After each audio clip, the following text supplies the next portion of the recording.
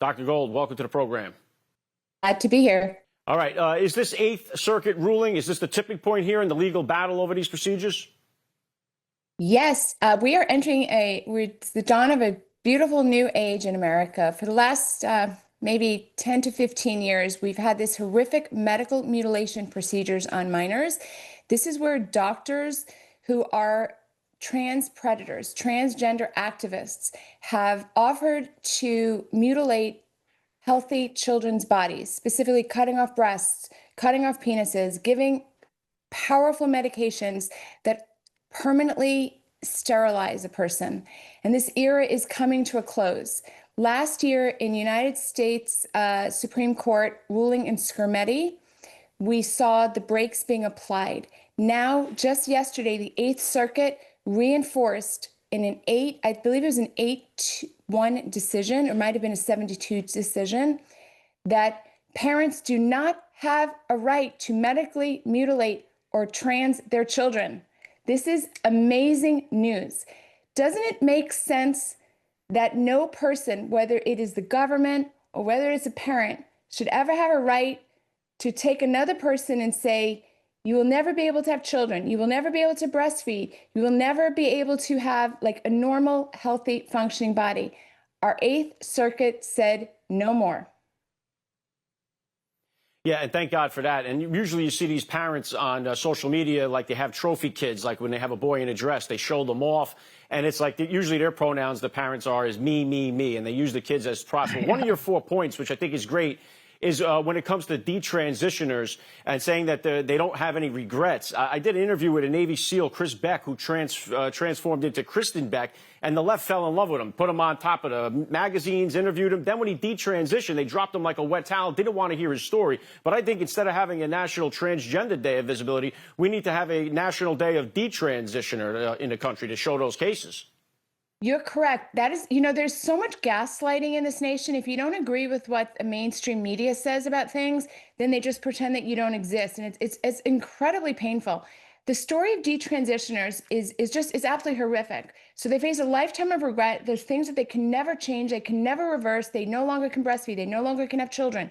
They might have chronic wounds. Men can have, I hate to be, vulgar on television or blunt, but males can end up with what's called a micropenis. And this is a forever situation. But in addition to that, we're living in a society that denies that this is happening, denies the social affirmation. People get so much social affirmation and pats on the back if they go through the trans process, but when they regret it, they get ignored and their new friends just drop them. So we are bringing this to a close, and I'm very radical on this subject. I believe the doctors who perform these procedures should be going to jail. They are interfering with the health of a child. If you leave these children alone, the vast majority of them will outgrow their feelings of what's called rapid onset gender dysphoria. They will outgrow it. They will grow into, to be the man or the woman that they were meant to be.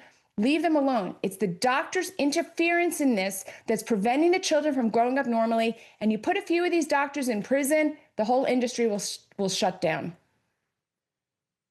Well said, and that is the key. We want to see accountability for these doctors that are butchering these kids. So what legal threshold would need to be met to pursue criminal prosecution of these practices?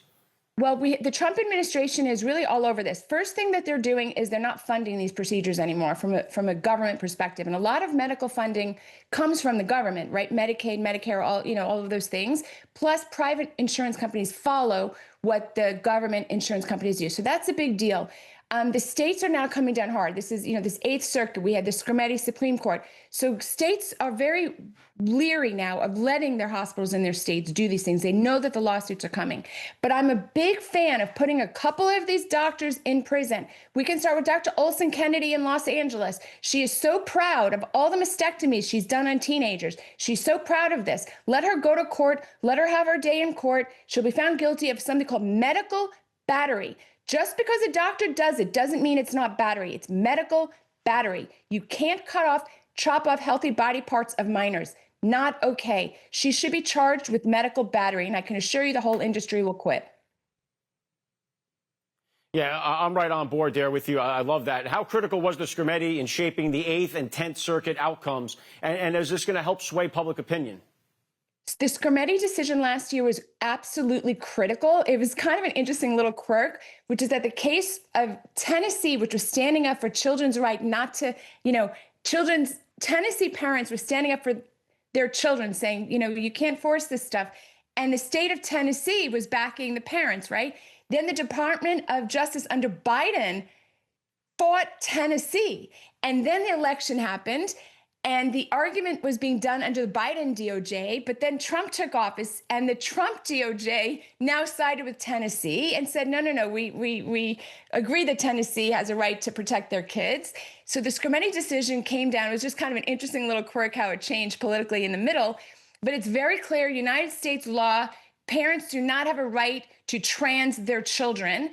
And now all the other lower courts are falling into line, like the Eighth Circuit yesterday. Yeah, it's a shame to see what's going on. I pray for our kids. I pray for our parents in this country. We know what they're doing is just butchering these kids. So, Dr. Simone Gold, it's a pleasure to have you on. I love the work that you're doing. Where can the people go and find you? Absolutely. Come to America's Frontline Doctors. You can go to frontlinedoctorsusa.org. You can watch our movie, whatisadoctor.org, and you can read all about and watch all about, what these medical mutilation procedures are really doing to our children. Follow me on X, Dr. Simone Gold.